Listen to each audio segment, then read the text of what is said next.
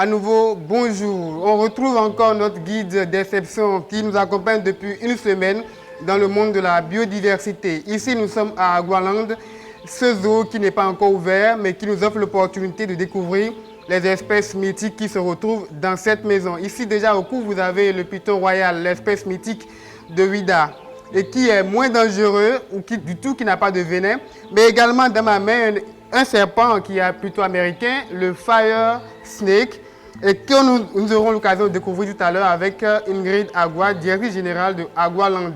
Alors on embarque pour l'aventure.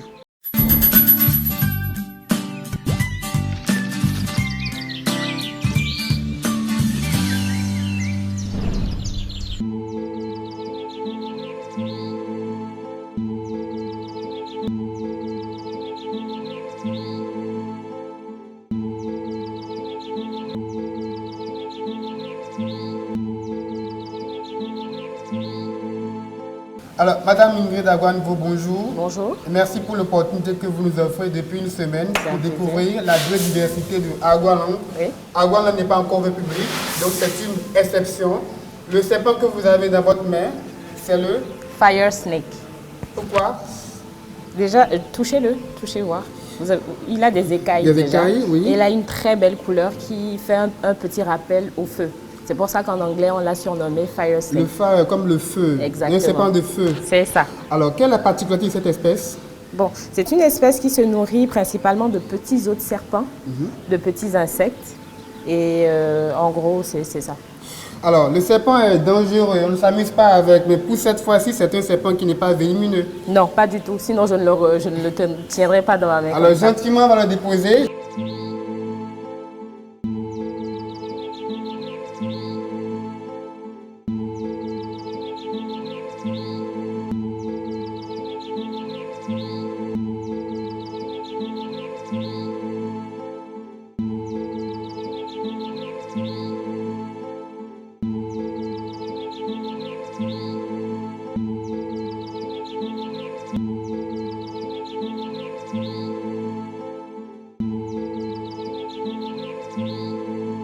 Tout à l'heure, j'avais le python royal au cou. C'est un animal très gentil, mais cette fois-ci, c'est un animal dangereux. Oui.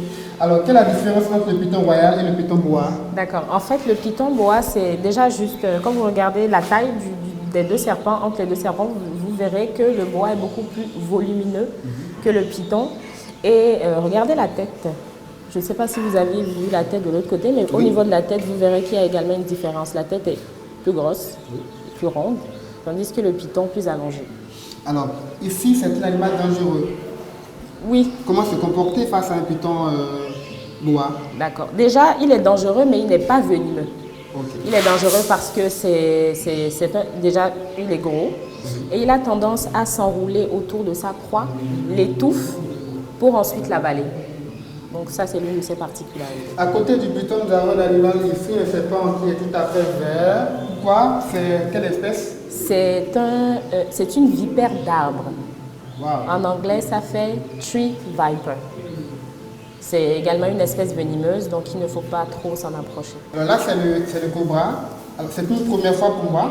C'est quelle espèce? Ça vient d'où? Vous l'avez importé d'où? Bon, pour des raisons de confidentialité, je ne vais pas vous révéler notre source d'approvisionnement, mais c'est un serpent qu'on retrouve essentiellement dans les zones chaudes, les déserts. Et sa particularité, c'est que ce serpent est particulièrement dangereux parce qu'il est venimeux. Il crache une substance qui peut vous aveugler ou vous brûler la peau en gros. Donc, quand ce serpent est sur le point d'attaquer, il a tendance à ouvrir sa coiffe comme une petite couronne. Et là, vous sentez que, bon, effectivement, il faut faire attention. Ah oui. Donc, voilà. Et ce serpent se nourrit de quoi? C'est un peu de tout. De poissons, d'oiseaux, de volailles, un peu comme les reptiles en fait. Les serpents font partie de la famille des reptiles. On dit souvent que les serpents ont tendance à s'adapter à leur température. Est-ce que vous confirmez? Oui, tout à fait. C'est des animaux à sang-froid, on les appelle. C'est des animaux qui ont la facilité et la possibilité de s'adapter à la température de la pièce dans laquelle ils se trouvent. Quand ils attrapent leur proie, ils l'avalent. S'ils ne sont pas satisfaits, je ne sais pas, je ne pourrais pas vous dire exactement pourquoi ils ne sont pas satisfaits quand ils avalent une proie, mais une fois qu'ils régurgitent cette proie, ils ne sont plus en mesure de la ravaler à nouveau. C'est répugnant, je vais dire, pour eux. Donc une fois que ils la laissent. Exactement. D'accord. Alors, il n'y a pas que les serpents, il y a juste en face des serpents des oiseaux qui sont dans des cages à côté. Oui. On va les découvrir rapidement.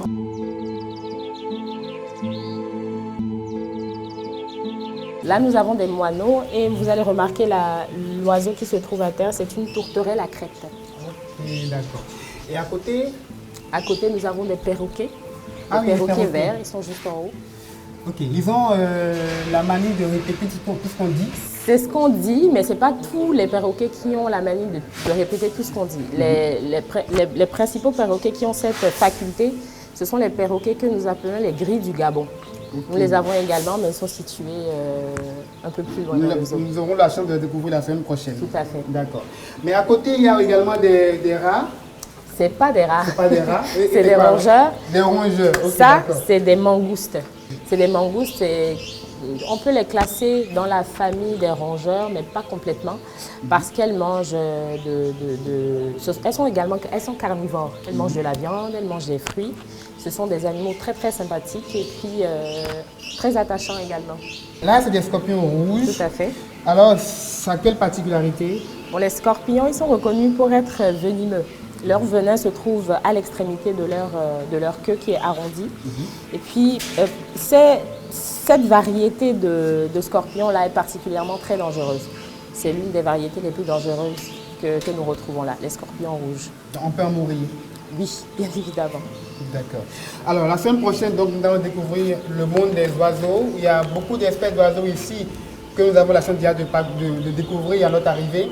Merci Madame Ingrid Nagua pour l'opportunité. Alors, vous nous accompagnez pour la sortie du zoo. Bien sûr.